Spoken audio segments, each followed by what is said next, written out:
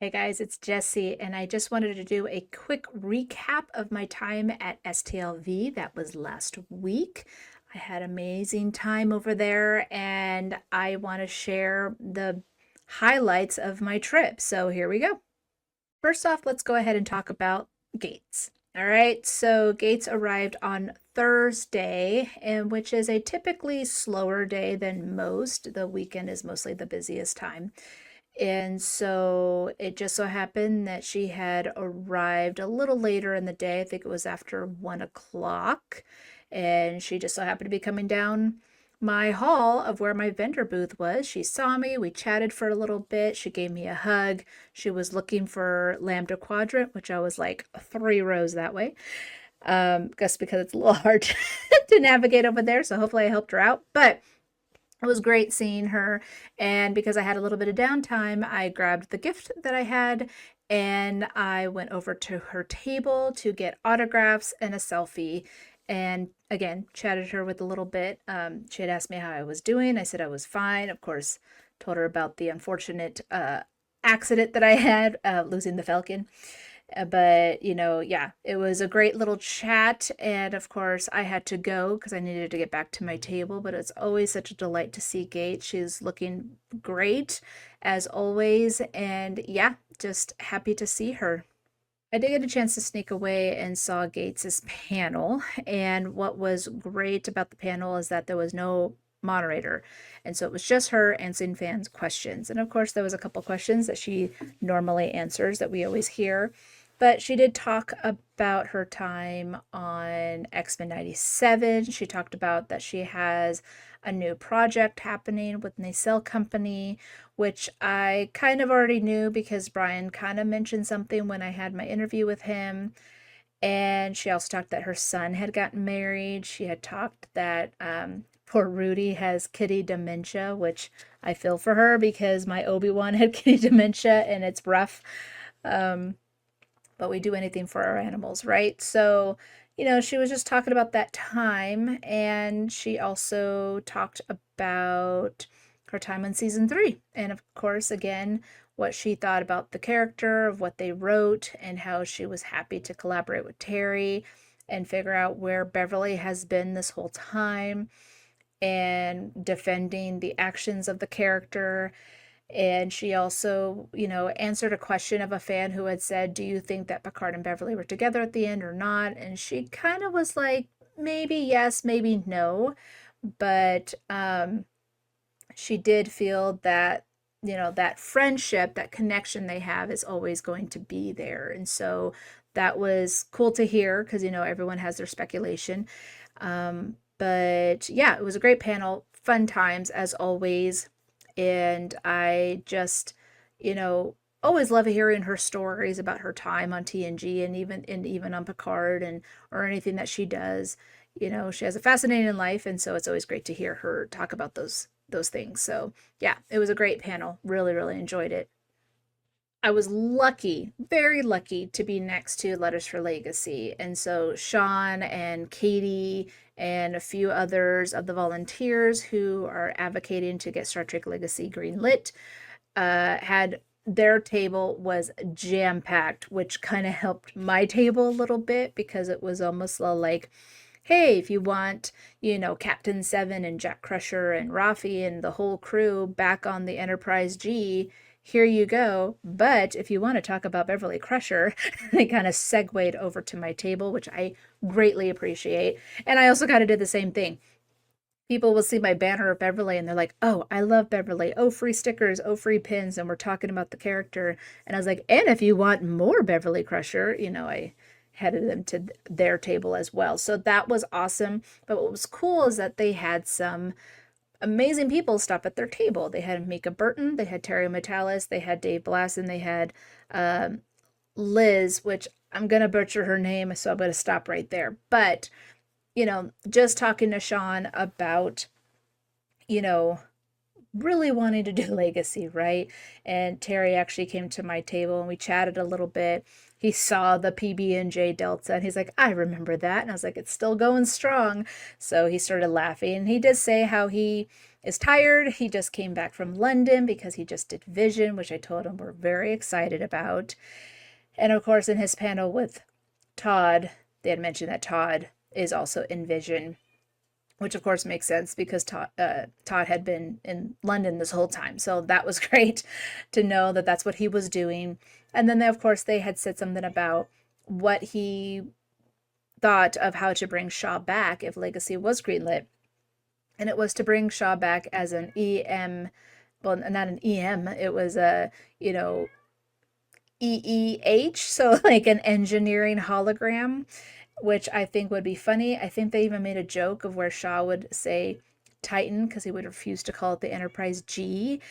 And he already wrote a 30-page pilot for this. So really looking forward to it if it gets greenlit, especially because with this new CEO, he is a Star Trek fan, and I'm hoping he might listen to the fans. So I was very excited to hear about that. It was great talking to them. And I also got to talk to Dave Blass for a little bit. Yeah, it's just these people are just amazing human beings, and I can't believe that we got to just be in the same room with them and chat with them and talk about what we love, right? So that was very, very cool. So when I first got to STLV, I already had my vendor badge, was ready to go. I went to go check to see if I was able to get a media pass, which I was not able to, but by the end of me like about to leave, a talent was there and he needed help getting to the vendor room. So I was like, I'll take you. And we're chatting it up. And I was all like, yeah, I'm like long hallways, but we'll figure it out together. And he's like, okay, cool. Super, super nice guy. I didn't know who he was. And it was just because later on I find out I haven't seen Discovery yet. And so I walked James Frain, I guess you say his last name is Frain, who played Sarek on Discovery. I walked him to the vendor table and I told him, have a nice day. Thank you, blah, blah, blah. Again, really nice guy. Can't wait to watch Discovery and see him, see him on there. But yeah, I was like, I see the talent badge, but I'm not putting two together. And that's because I haven't seen Discovery, but that's fine. Again, it was a cool experience that I got to help him out, which I remember did 2 years ago when I was in line for the photo op. Terry Farrell was having trouble trying to get back to the vendor room, and I remember screaming like, go to your left, then another left, then the right. And she's like, thank you, and she walked that way. So we're here to help these talents, aren't we? So lots of fun when that happens, especially when you run into them into the hall, or even in a restaurant or something like that. Of course, granted, if they are eating or doing something outside of the convention space, I do not get near them. I leave them be. I let them do their thing. But, it's always cool when you see them walking around like that. Another thing that was so great being at the table is I got to talk to so many fans of Beverly Crusher, and a few people, I'll be like, hey, you a fan of Beverly Crusher? They're like, of course I am. And we would start chatting and I would tell them about the podcast and give them out my free stickers. And I had like 5 people who were like, no, not a fan of Beverly. And I was like, okay, thank you for being honest. Appreciate it. We still chatted. A couple of them were actually interested in the podcast. So I was like, cool, that would be great. But, the passion of these Trekkies is just, oozes positivity. It just oozes fun and joy and kindness. And I, again, had so much fun talking to everybody. I've met new podcasters. I've met podcasts that I've been on, like Allie from Humanist Trek. I'm going to be on the Transporter Room here at the end of August. So I met Chris. I met Sean from, Trek Culture, Who Culture, whatever culture you guys watch him on. Gosh, I saw so many people, and it was really, really great to discuss that with. And one thing that I had noticed is that people are Wesley fans. I know, Wesley got a bad rap back in the day, but my Wesley the Traveler stickers went quick. And also people enjoyed my PB&J Delta, especially when I told them it was on wheat bread. And also my Do It for Beverly. I explained to them I made that design for my friend Mel, who is in Anna's book, and that was her thing, do it for Beverly. And so I wanted to honor her for being in the book, and everyone loved the design. And so that was one of the stickers that I also ran out of. So again, it was just so infectious of this enthusiasm and this love for Trek. And so it just was a highlight throughout the entire week. I did get to meet Nana. Her table was almost empty, so I was behind a couple of people, but I did get to tell her how inspirational her book was, how I loved her stories that she had with the other actresses, that I even celebrated it on Beverly Crusher Day. And then I just told her the truth of how her being open and honest about her trauma helped me through my trauma. And I also told her about the design for Mel, and I gave her a sticker and she loved it. She said it gave her goosebumps, and not just of the sticker but also of the trauma part. And she was just such a sweetheart, but she had to leave, so I didn't really get to talk to her for too long. But I was just great that I was able to let her know that. Oh man, I met so many celebrities. I did get to say hi to John Billingsley. As you know, he's been on my show twice. I got to meet Olivia Youngers, and hopefully we can get her on the podcast here soon. She was doing a wonderful thing, a raffle for one of those Murphs that was like back in the day when Prodigy had come out. She had one. I think this was from Comic-Con. She had one and she was doing a raffle. So anything that was, it was like a $5 raffle. All that money was going to an organization to help with these ice raids. And, me being a housekeeping manager who has immigrants as half her staff, I was very appreciative of what she was doing, that I just gave her the $5 and I said, don't even put my name in the raffle, just take it. And she actually said that I wasn't the only one who did that. So it was great to talk to her. It was her first, I think her first STLV, and yeah, it was great. We talked about how, Ensign Riggs lives. And so, again, hopefully I could have her on the pod soon and we can chat it up, especially because I also told her how much I love her videos of her pole dancing and all that stuff, because that is hard work, people. And I did tell her, I said, I am a mom. And when I'm watching it, I'm like, please don't fall. And she started laughing because she says, I'm not the only one that's told her that. So I'm glad I'm not alone in that. But again, she does an amazing job. So got to highlight her work on there. But I also met Mark Zickery, who wrote the TNG episode for Contact and DS9's Far Beyond the Stars, which I have done on the pod.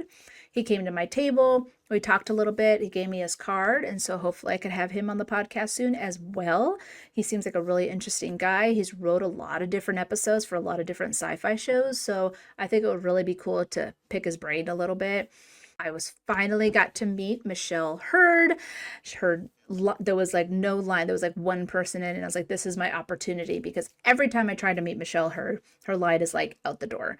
And for some reason, there was no one there. And so I took advantage. And so I walked up and I told her how inspirational she was during the SAG-AFTRA strikes. And I had taken a picture of her where she was like fist pumping in the air of like, stand together. Didn't have the picture to show her, so hopefully maybe I can tag her on social media and she'll see it. But I said that strength kind of helps me, especially with certain things going on right now.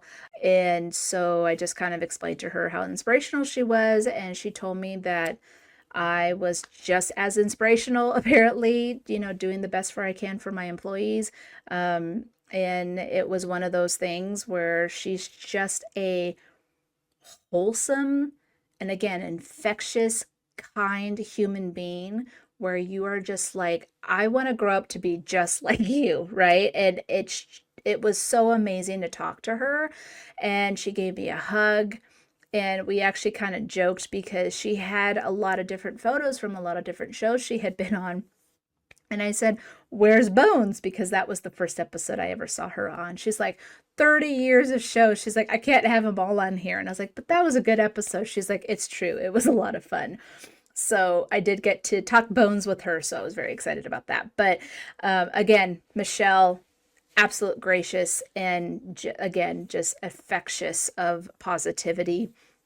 I did also meet Garrett Wang, which I never got the chance to meet before.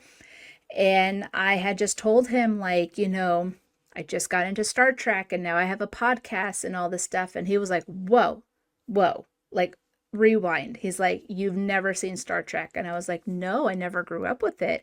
And he thought that was so fascinating of how I got pulled in so quickly. And now I'm doing a podcast about Beverly Crusher. And my husband was kind of behind me, and I kind of pointed because my husband likes to just stay away. Like, I talk to people and he's like, I'll just stay back here, like most spouses and partners do in these situations. Well, I pointed and I was like, it's all his fault. He's the TNG fan.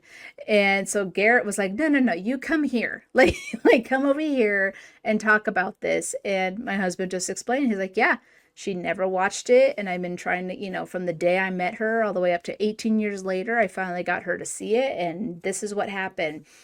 But what he found even more interesting is that my husband never watched any other Star Trek except for TNG. And so because I got into it, he decided, oh, I'm going to start watching DS9. I'm going to start watching Voyager. And he got into all the shows and he loves these shows.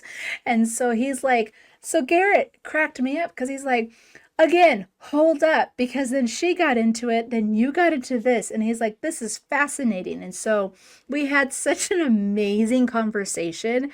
And I hope to have him on the show soon, either him and or, and Robert, or, just him. I don't know, but it will be so great to have them on. Garrett he's so informative, and you could literally have a chat with him for hours and not even realize it, right? Because you're having such a good time. But of course, other people were there and we had to leave, and he told me, go come back later, we'll talk more. Didn't really get a chance to talk with him again. I did say bye before everything ended.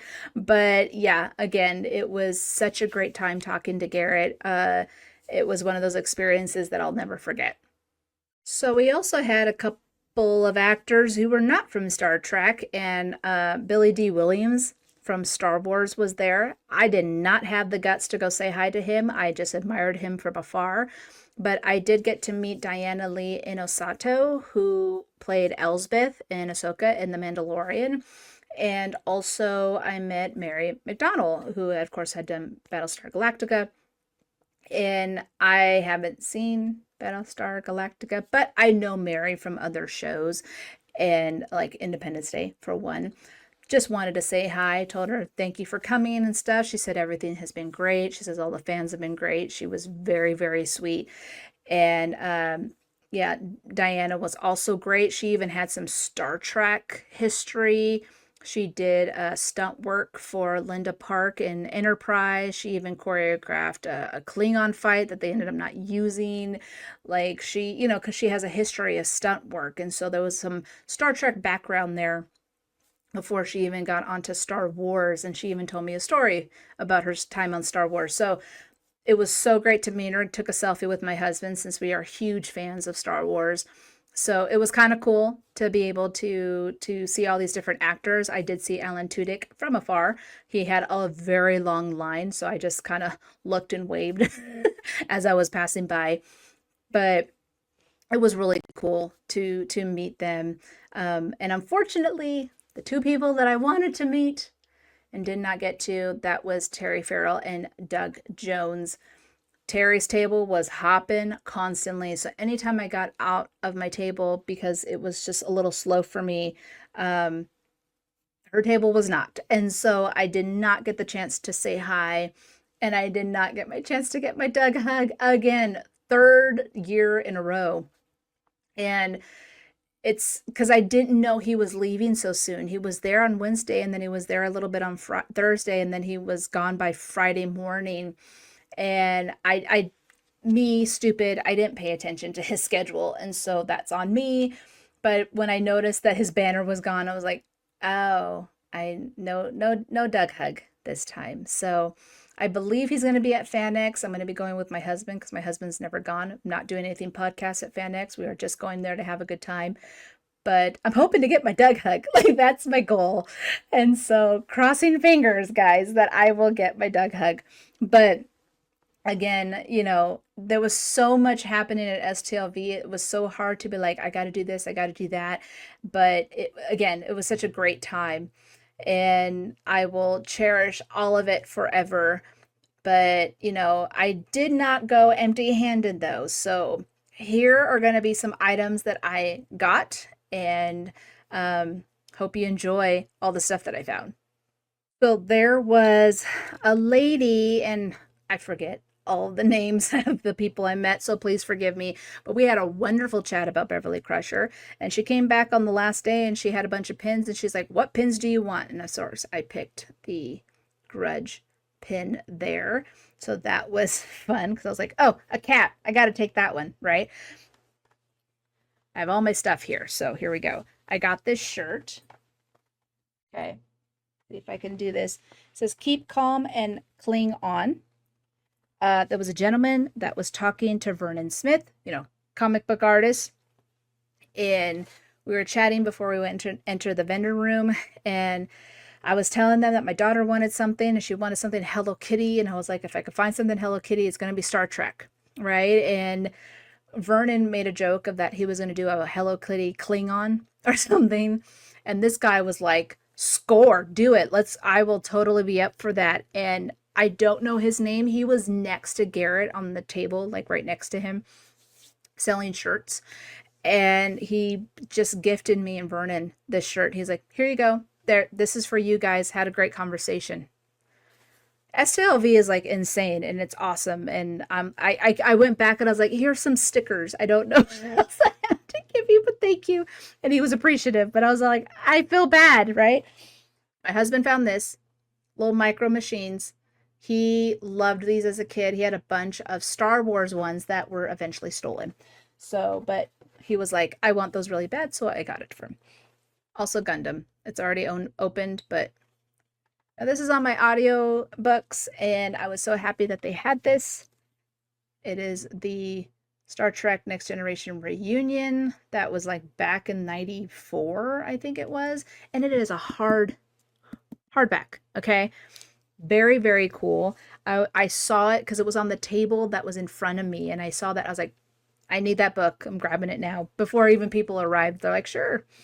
And so I'm very happy. It's about the Stargazer, Beverly's remembering Jack and stuff like that. So it's such an amazing book. So I'm happy to have it in physical form.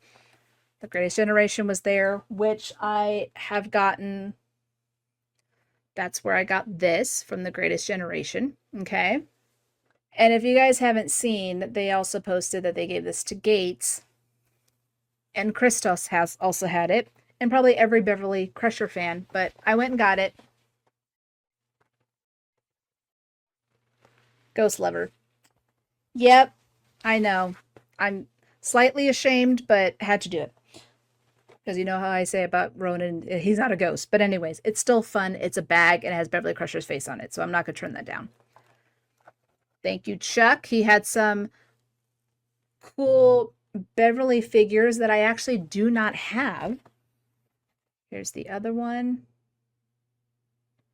And it's funny because the first one I just pointed out, that was from Generations, and it was an outfit she didn't even wear. So it's like a very special figure, I'm assuming. Now this, I already have the Beverly one.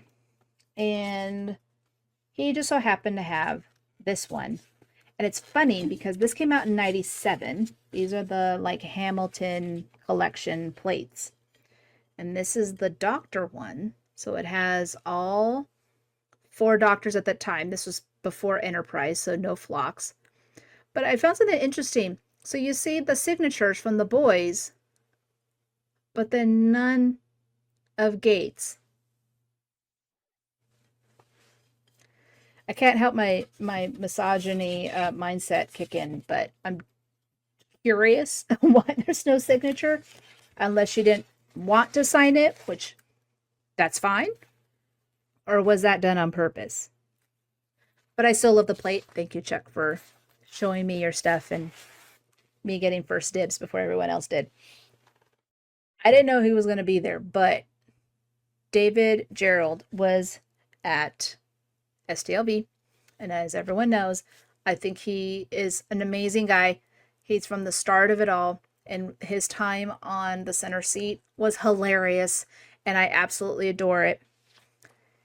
There was an episode that he wrote that got nixed because there was a gay couple in it. And it wasn't even anything huge. It was just like, oh yeah, you're dating ensign so and so. Like, it wasn't anything bad. Anyways, the episode was called Blood and Fire, and he made prints of it and he signed it. See, there it is, May 13th, 1987. That could have been in the first season. If they, it just frustrates me because we could have had DC Fontana, we could have had David, and it isn't that we didn't have great episodes in season one, because I think we did, but we had some clunkers, like, not gonna lie. And they had like over 30 writers just rotating because they were having so much trouble. So, whew, I haven't read it yet, but I know I'm gonna love it, and then I'm gonna be angry because we didn't get it. But I appreciate him signing it. I think that is so cool. And yeah, absolutely so excited that I got this. So it is my husband's birthday next month, and of course, he is the one that grew up with TNG, and then I kind of stole it. So in order to, because I feel bad, in order for me to give it back to him a little bit, I decided to buy my husband the cast photo. So there's me, Gates, there's Jonathan, Denise, LeVar, Michael, Brent, and there's my husband wearing my Wesley shirt. I, of course, was wearing Jack, so we're representing the Crusher Boys. But there we are, and I had told my husband, because we decided to go on each end, I'm like, I got Gates, you got Brent, because Data is his favorite character. And he's like, game. Like, he's all like, got it. And I guess he asked Brent a question, and so when we left, I was like, what did you ask Brent? And he's like, oh, I just asked him if I could stand here. And he's like, of course, sure, just stand right here. So Brent just, being hilarious and adorable at the same time. So yeah, I was very happy that I got to give that to him. And of course, this was the autograph that I got of Gates. So that is the picture that I took in 2023. No, yeah, 2023, when they were doing their TNG reunion. And of course, she wrote, to Jesse, love you, and this, because I mentioned to her, I was like, on top of all the things that I do, I'm also a photographer. So, clearly I don't know how to stop. But again, she was very gracious, and it was great to talk to her and see her. And again, I was happy to do this for my husband. I did also get to talk to Denise for a little bit, and that was cool because I went to go say hi, and she had to go, which was fine, but I came back later to tell her how much I enjoyed her panel with Lori from Trek Movie. And her idea of Celia was fantastic, and I kind of wish they went this route. I understood, because originally she wanted it to be Castillo's baby, not this Romulan, half Romulan child. Because again, that means she was raped, okay? And that just sucks. Or she's like the concubine of this Romulan, whatever. But she was like, no, they found her and she's already pregnant with Castillo's baby. And, they take the child and raise it Romulan. So it's a full human raises a Romulan. That's a cool story.